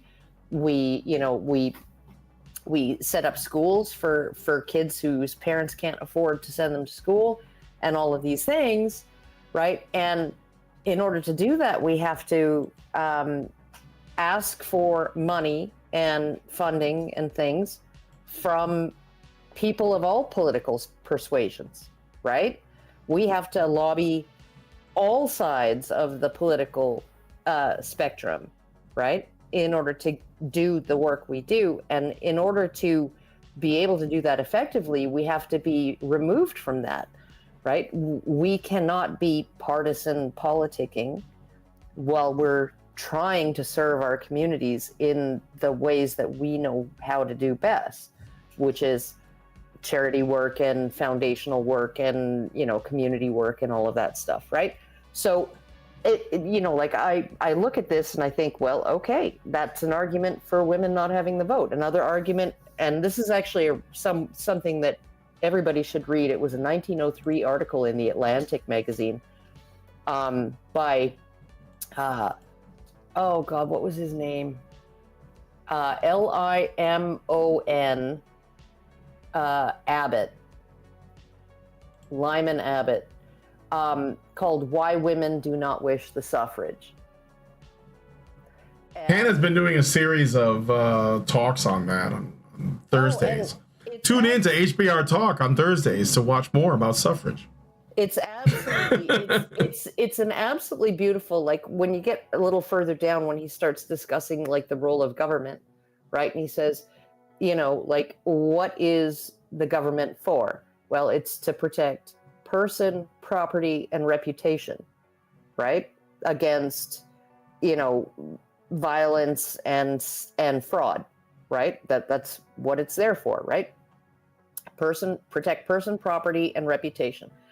And if a government does only that and nothing else, like a government could run the railroad and the mail and, you know, and the express and build the roads and things like that, and, you know, and fine, right?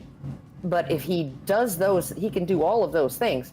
If he doesn't do these three fundamental things, then there is no government.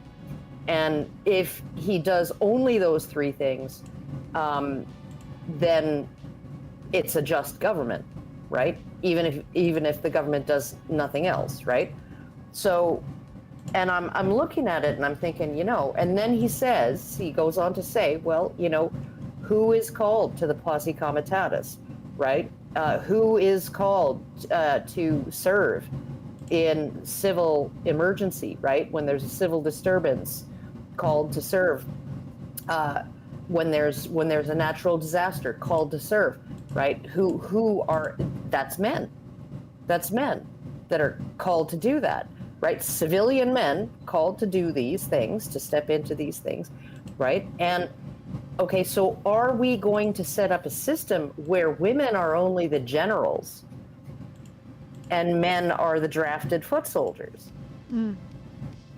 Right? When women call the shots and men have to do the enforcement. Mm-hmm. Like, that's not just, right? And it's No, like it's not. 1903, he's saying this, and I'm like, yeah, that's been my argument in terms of like why is the vote and the draft, why are those two issues inextricably intertwined?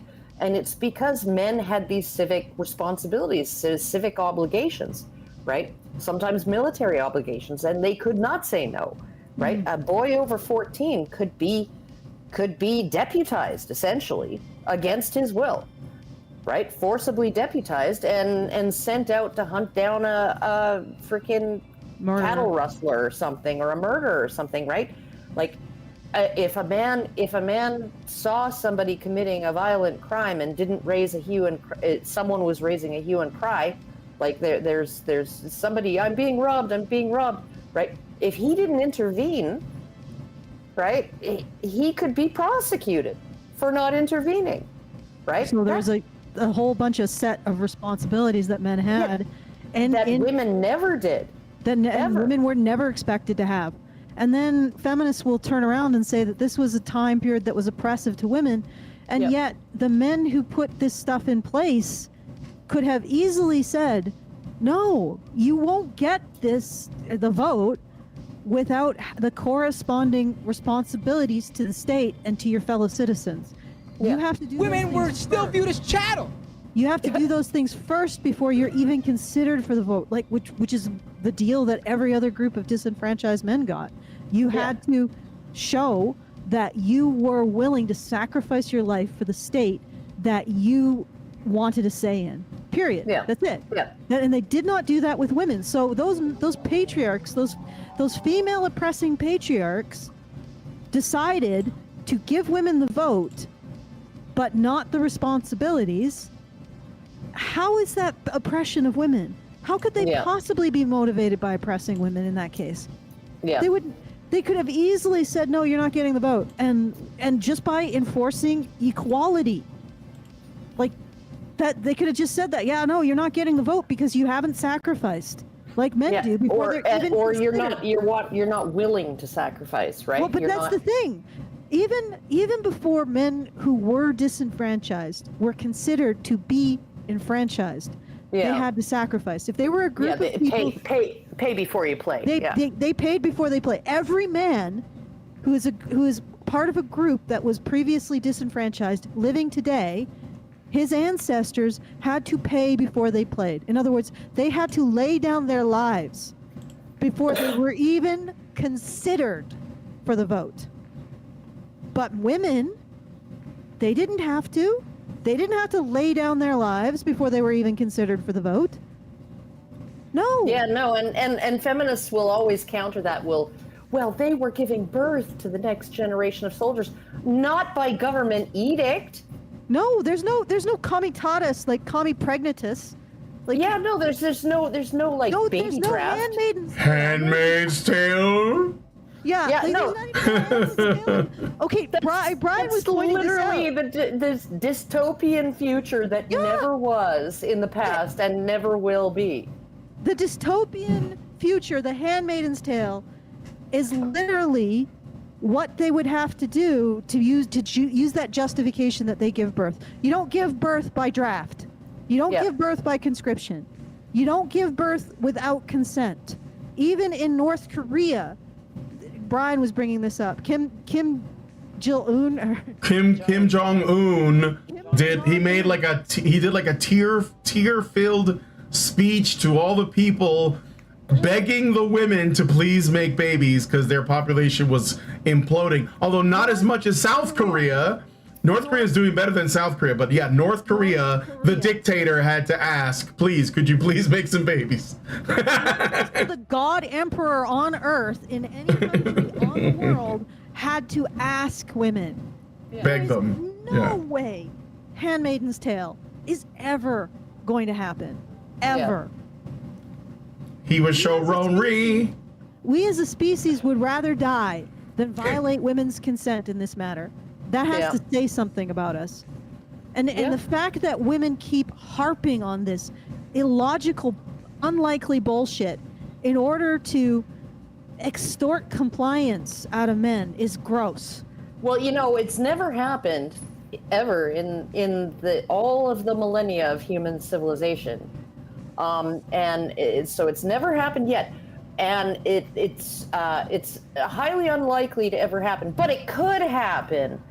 And because it could happen, something.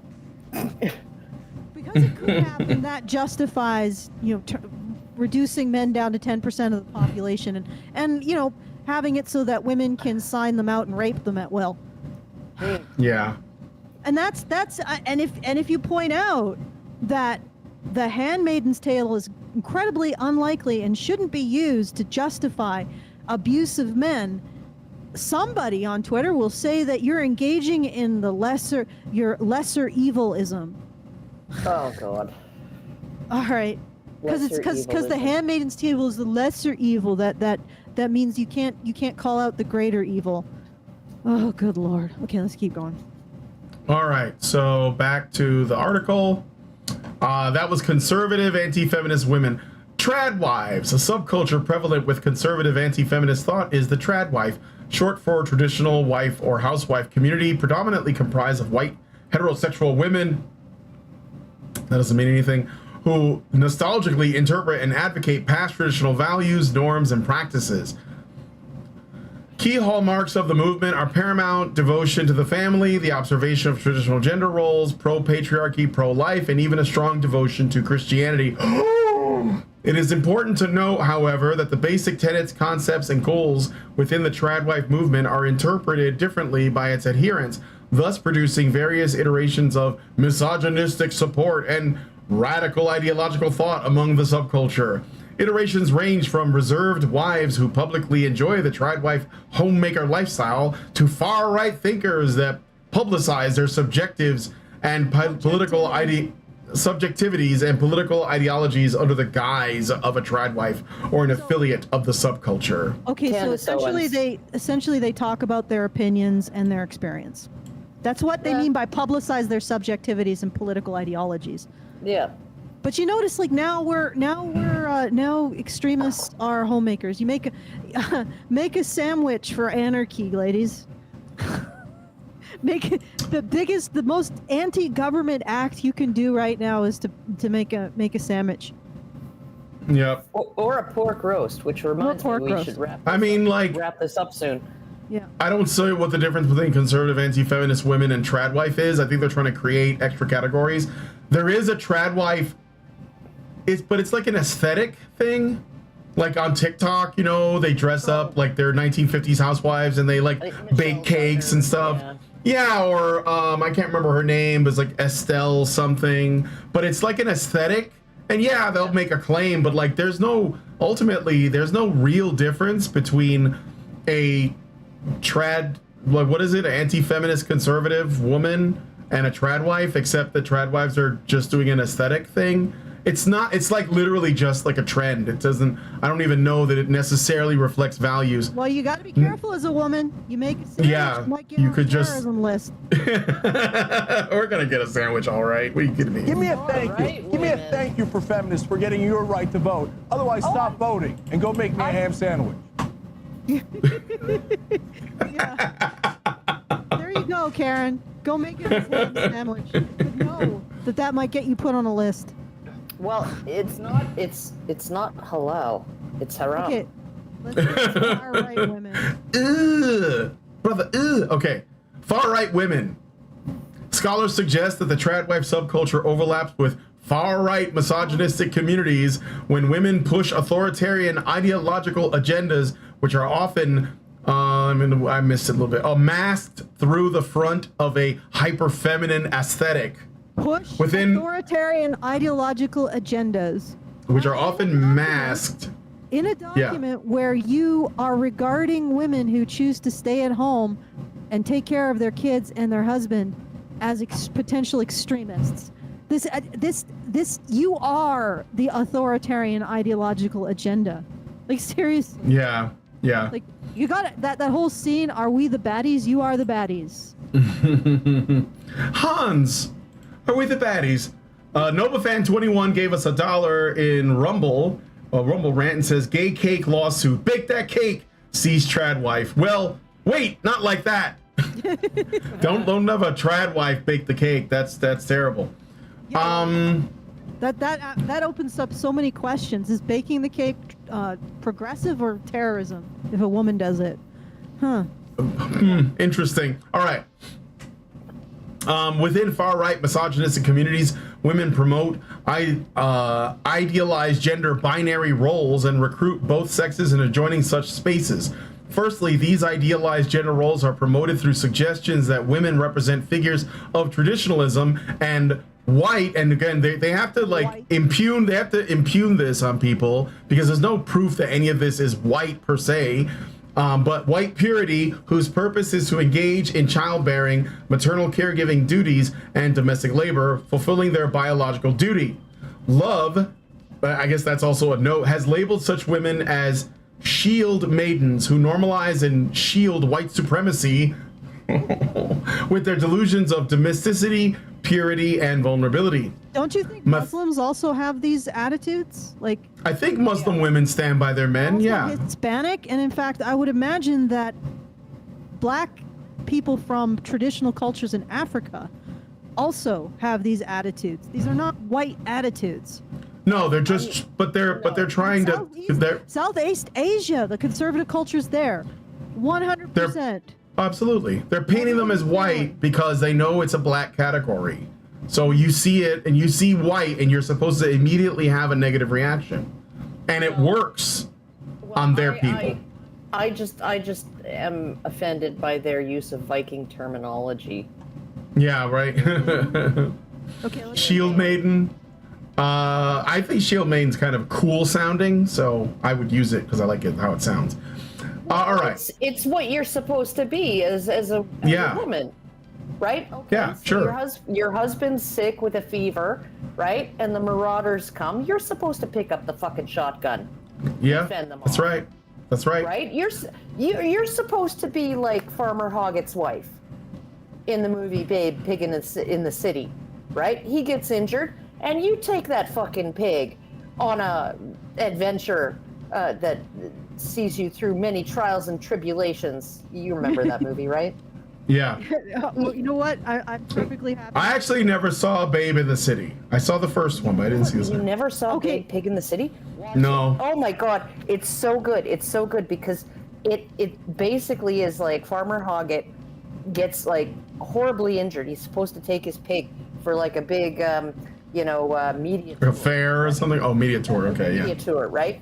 And it's like a big opportunity. And then he hurts himself, and so his wife has to do it. And she's got to go with this pig and she's never flown on a plane before. And they go through this like series of incredible misadventures. And it's just such a cute movie. It's just Lindsay likes cute movies. Maybe I'll. Extremist potential terrorism. Yeah, that sounds like radical trad wife terrorism She was coming. with pigs, She got strip searched. and it's not kosher. No, She got strip searched at the freaking airport, right? And but she did it. She did it for her husband and her farm. Yeah, that sounds doing it for your husband, doing it for your father, doing it for your farm, doing it for your family. That's hate speech, Karen. Shut up. Yeah, absolutely. You can't love men. You can't be. I'm not listening. But. If you are motivated by men, if you are motivated by caring about men, you are a hateful person. It was. You are fined 1 credit for a violation of the verbal morality statute. Okay, It was. keep going, it Brian. was such a good movie, though. Watch it. You should watch Yeah. it on Watch it. Discord. I will. I'll watch it at some point. Okay. So where was I? Matthias also notes. I read that part. Also notes how far-right female figures such as Lana Locktiff play on alt-maternalism by framing the maternal qualities women possess, as well as their ambitions to, quote, attract the best mate possible and be protected and provided for until death, end quote, as innate natural desires. Furthermore, such figures view and express concern over the alleged threat that societal functioning, traditional womanhood, and national purity currently faces from modern-day structures such as multiculturalism, feminism, and homosexuality. Examples showcasing such radical social conservatism include supporting the restrictions of women's rights to vote, based abortion, and the outlawing of homosexuality. As such, attentional focus is placed on critiquing selected groups such as feminists, leftists, and immigrants with rhetoric riddled in anger, disgust, and criticism. Yeah, but what if they are worthy of criticism? Like, Those things are totally worthy of criticism. feminism should be able to be criticized without anybody being labeled an extremist. And immigration policy is not, criticizing immigration policy is not criticizing immigrants. And criticizing the left doesn't make you a terrorist. And No. and also this particular group is allied with another think tank. I think it's a think tank, TMC Asser Institute. And I think that they are actually Can we just call them Asshat Institute? they are actually I'm pretty sure that they are on a particular side on the Israeli Palestine? Yes. So how are they going to square that particular circle? Because leftists are definitely on one side that a lot of government government organizations don't appreciate, shall we say? Well, and that don't appreciate feminism, shall we say? Mm-hmm. Yeah. So I mean, it's like this is the thing is the other issue with this is that the ideologies that this group purports to represent are fractious. Because I was thinking about when they were talking about how men and women have different, like there's a biological difference between the two. Well, what about trans exclusionary radical feminists? What are you guys going to say about them? Right? Yeah. You know, there's so much fracture in what they're presenting as a united front. And I'm like, yeah, you really can't make these sweeping assumptions that if somebody says there's a biological difference between men and women, they are an extremist potential terrorist. Because now you're implicating a whole bunch of people on the left, or who think they're on the left. Yeah. You know, and depending on where you fall on the Palestine-Israeli conflict, you could be also implicating a whole bunch of people on the left, and a whole bunch of people on the left who may be for one side or the other, but are also for conservative, a conservative lifestyle. Like, honestly, both Palestine and Israel, no matter which one you support, you're supporting people who are generally pro-conservative lifestyles. Yeah, So how do but they're not, hole? because those are not Western countries. It's America they hate.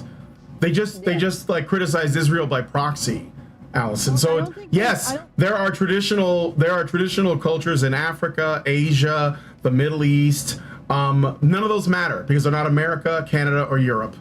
Those are the only places they hate and attack. That's what it is. It comes down, and the thing is, the reason why leftists side with Palestine against Israel is because Israel is allied with the U.S., so it's by proxy. It has nothing to do with whatever Israel's about. Who is allying with who? I'm just saying that's why they hate us. They just hate us. It's not, they don't, there's no logic. They just hate America. They hate Canada. They hate England, and they hate Europe.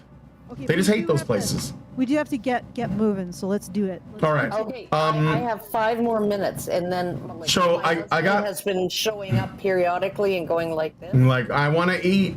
Let's not. I don't want him to die. So I got a couple super chats. We can do this again because I got it working pretty well. Leave the super chats for the end. Leave the super chats. All right. Yeah, when I'm gone. Yeah. All right. So where was I? Oh yeah. Secondly, as recruiters for far-right movements, anti-feminist rhetoric and the support for misogynist thinking is evidenced by far-right women claiming that society is controlled by feminists pushing anti-male agendas, denying men the opportunities to assert their natural biological masculinity. Okay. Where's the lie? This is a document. Is that wrong? Yeah. This is a think tank that influenced government policy, that reflects other think tanks that influence government policy, that the governments listen to, that is regarding anybody who is not feminist as an extremist potential terrorist threat. How can you be in this situation and not recognize that feminism is controlling the institutions and defining anybody who disagrees with it as a extremist or potential threat? Like, you are doing this right now. You are denying the thing that you are doing right this moment. Your hand is in the cookie jar and you are saying, I am not stealing the cookies. Yes, you are.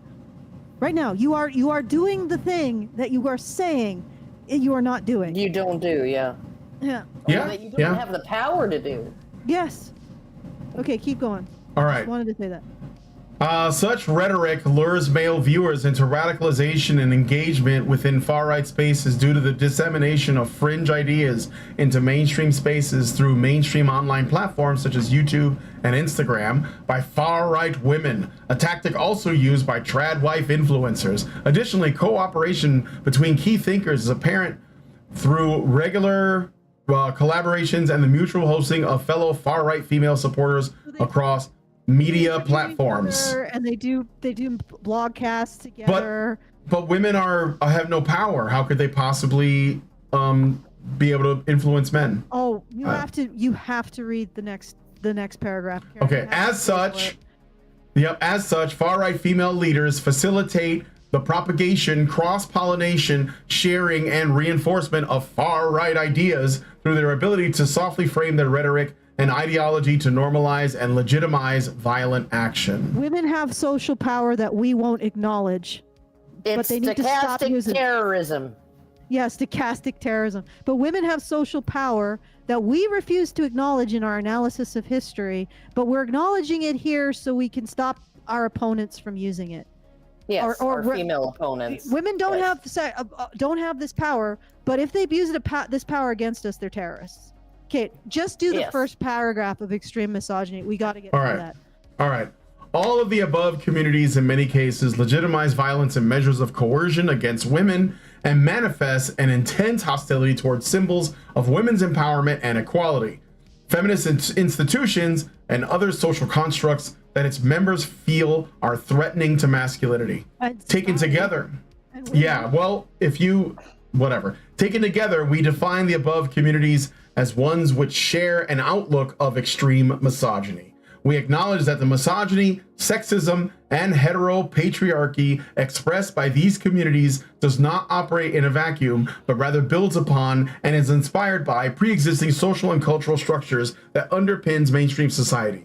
In short, the misogyny expressed by members of these communities is extreme, but not exceptional. Furthermore, a failure to recognize the link between misogynistic violence as both a systemic and motivational act of terrorism contributes to the normalization of misogyny. Consequently, our study accounts for the prevalence of misogyny coexisting in the form of, quote, everyday intimate terrorism, end quote, as well as spectacular violence. Okay, so this think tank that influenced spectacular violence, tremendous violence, is it like super awesome violence? Is it like excellent violence?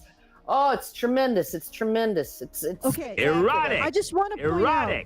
Erotic. I just want to point out that this think tank influences government policy to believe that the people that it can use the government apparatus against. So this is a group of people that can compel the government to start using its apparatus of coercive control against its targets, but it's its targets that reflect the mainstream and institutional opinion. Do you get what I'm saying? Like, I wish I could get like an analogy. Well, it's like, well, they're the underdogs who control everything. They're the underdogs who can control the discourse to the point where they can make their opponents. They can say to the government, "You need to start persecuting our opponents," and the government's like, "Okay, sure. We'll start defining them as terrorists. We'll start with the housewives, and then we'll go from there." Yeah, exactly. So they want to be seen as the underdog. Meanwhile, they are directing government initiatives of coercive control against people who disagree with them. That is astounding. That is astounding. They're like, I'm sorry, but Allison, you are the ones using the cultural structures that underpin society. It's not astounding. It's just typical. Yes. Yeah, really. Why does it shock anybody? Okay, Karen. I think we can do our super chows, and you can go and feed your husband. All right. I don't. This is basically the climax of the insanity. All right. Well, they're gaslighting. This entire document is gaslighting. Of course it is. It's what they do. That's all they do. So, all right. Gaslighting and projecting. Mm-hmm. All right, Karen. Confession through projection. I'm out of here, and I'll see you, I guess, on Fridays. So. Yeah. All right. Okay. We'll do this again the same way. Okay. Same way. I'll get you the link. However you got it. Same way. Skype. Okay. Yeah. All right. Allison can get it to me over Skype. Yeah, I can do that. All right. Okay. Bye, Karen. Bye. Bye.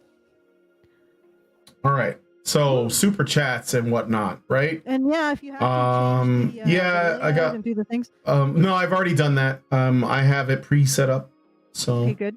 Okay, so I got a Rumble rant. I already read the Rumble rant. I got a super chat from Albert Data Retro for $2 Canadian. He says, "A man branded a coward might as well leave town." And then he gives another super chat for $10. It's not displaying, but that's okay. I'll just read it. "You'd see men in camps for breeding before women, if for no other reason than it's not conductive to put women in a stressful situation. Infertile men would hunt and guard them in exchange for sex." Well, I actually think that's what the most radical, like lesbian separatists wanted, right? They like want to live on an island and it's just women, and the men just kind of like make things work for them. Exactly. Like, yeah, that's, I mean, I legit think that's what the lesbian separatists of the 60s wanted. So anyway, that's it. That's all the super chats. Do we have any support, any thank yous? Oh yeah, sure. I'll do some thank yous. Just give me a moment. I gotta pull that up, and I gotta do a smart motherfucker. That's right.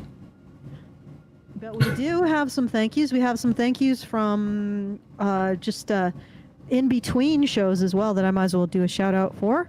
Oh, cool. And once again, if you guys want to support us, you want to join our very generous supporters that make sure that we can continue to bring you this content month after month after month, and move the Overton window by making sure that feminists can't silence the truth with basically the statistics that they don't want you to see, and invested a lot in trying to hide or minimize or ignore, then you can do so at feedthebadger.com/support. I want to do a big thank you to Mnemonics for $5. Thank you, Mnemonics. Hey, who's that handsome guy?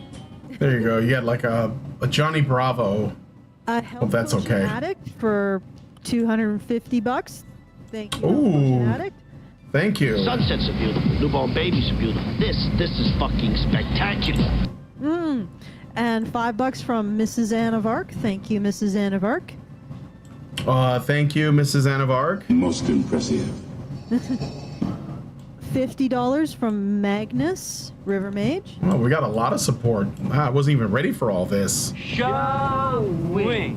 Yeah, well, I mean, it's over the last couple days since I mentioned this, so.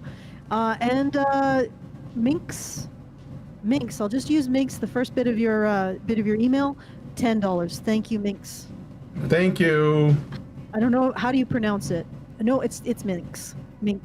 Like the men's right activists are machines, dude. All right, so if at any time after the show is over you want to send us a comment, you can do so at feedthebadger.com/justtip. Tip. Just the boob. Send us just the boob. Just the boob. The brown pepperoni nipple. Okay, at feedthebadger.com/justthe tip. And we will endeavor to read your comment at the next relevant show. And if you want to support the show to make sure we can continue to move that Overton window and we don't concede it to, well, counter-terrorism organizations, god damn, you can do so at feedthebadger.com/support. Until we, can't do it, we are going to continue to bring you the truth about the statistics that, well, feminists don't want you to see. And we can bring you the receipts on all of our statements. So feedthebadger.com/support to support us, and feedthebadger.com/justtip to send us a tip and a message. All right, back to you, Brian. All right, so if you guys like this video, please hit like, subscribe if you're not already subscribed, hit the bell for notifications, leave us a comment, let us know what you guys think about what we talked about on the show today, and please share this video, because sharing is caring. Thank you so much for coming on today's episode of the Rantzerker, and we will talk to you all in the next video. See you all in the patron show. Give me a thank you for feminists for getting your right to vote. Otherwise, stop voting and go make me a ham sandwich.